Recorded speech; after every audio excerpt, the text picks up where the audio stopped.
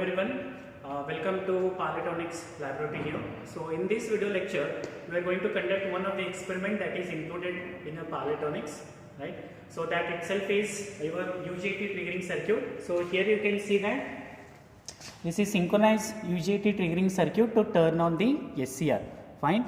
So here the important thing is that you are making use of UJT, that is unit junction transistor, so that you can turn on the SCR. The main function is that, so you have an SCR here, you can see this circuit diagram, you have an SCR. So this SCR has to be turned on. How you are going to turn it on? By generating the triggering signal. That triggering signal will be generated by this UJT. This is the main objective of conducting this experiment. Alright. So if you concentrate on the connection part here, so this part is already, you have a module, no need to do the connection here. This is your UJT module, so which will generate a triggering signal and you are applying it to gate terminal of the SCR, then SCR will be turned on. If SCR is being turned on, then the objective of this particular experiment will be achieved. Now if you are using the SCR here, so the output what you are getting, it will be DC. So SCR will convert AC to DC here, so that DC output voltage has to be measured. So if you concentrate on the connection part here, this is your auto transformer. Then, so you can see here, secondary of the auto transformer is connected to this load. You can make use of a resistive load, a bulb you can use it. Then other end of resistive load is connected to anode terminal. Then cathode terminal is connected to 2 points here.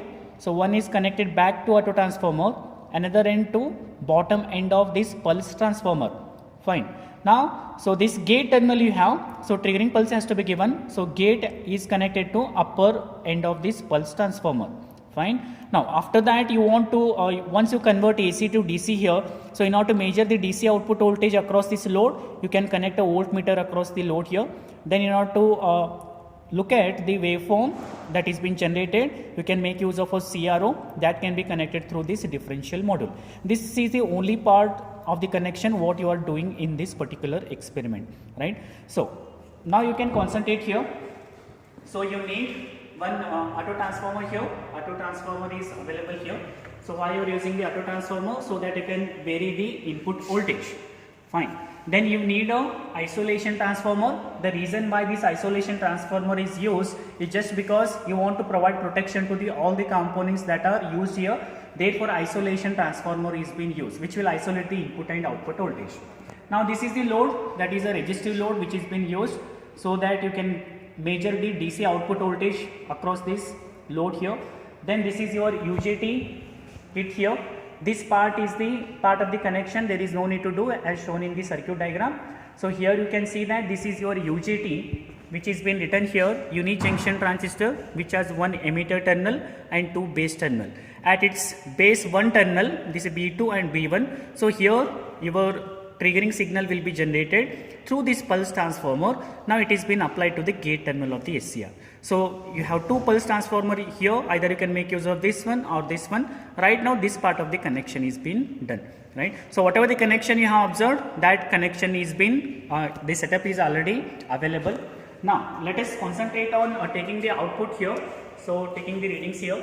The step number one is that you have to feed the AC input voltage, right? So you have to feed the AC input voltage, you can make use of this auto transformer here, right? So from 230 volt of AC will be given to this auto transformer here.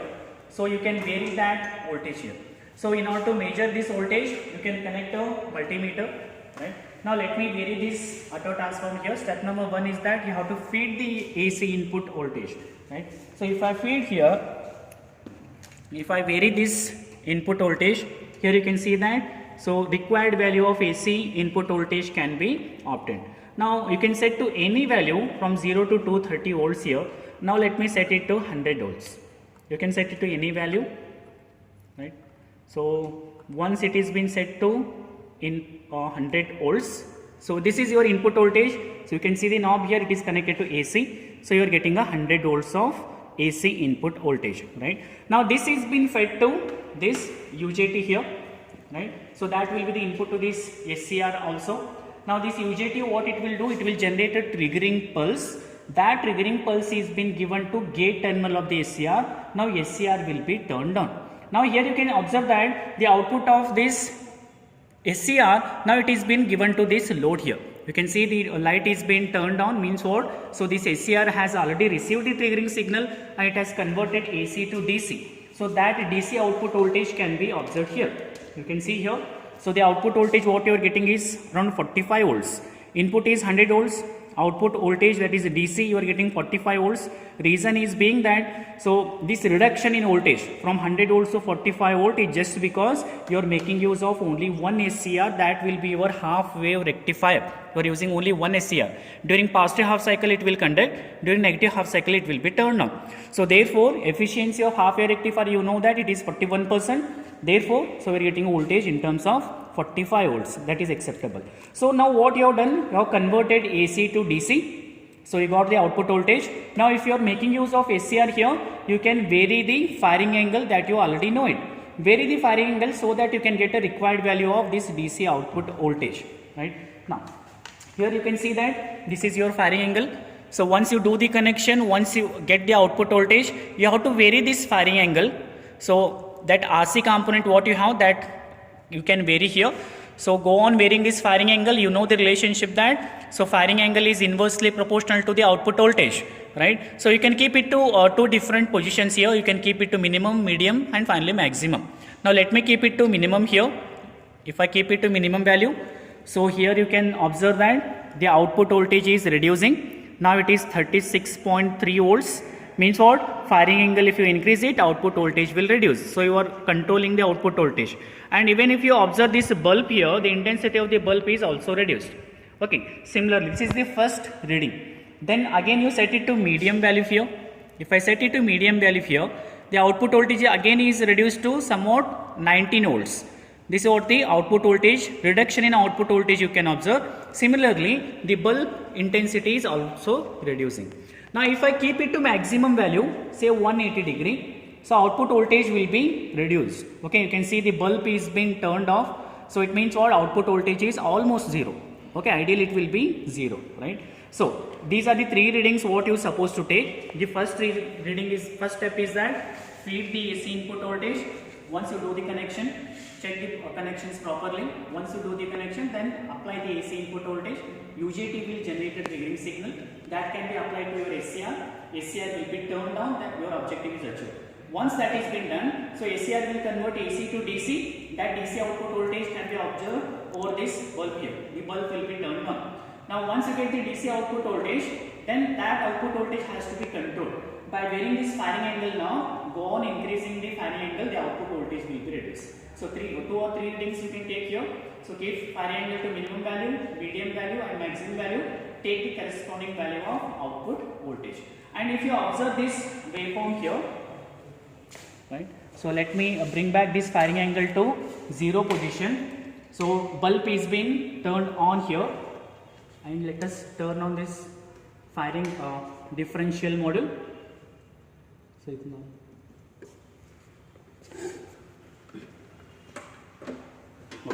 So you have a differential module here, so that you can observe the output waveform here. Okay, you can see here. This is the half wave rectified output voltage what you are observing. During positive half cycle only you are getting output voltage. During negative half cycle the output voltage is 0. If I vary the firing angle here, you can observe this waveform here. If I vary the firing angle, you can see certain portion of output voltage is eliminated. Again, if you increase it, again output voltage is eliminated. Means what? Output voltage is being, value is being reduced. If I keep it to maximum value, so we will get a 0 output voltage. So this waveform you can draw, right? So this is the main objective of conducting this experiment. Hope you understood this experiment here. Have a nice day.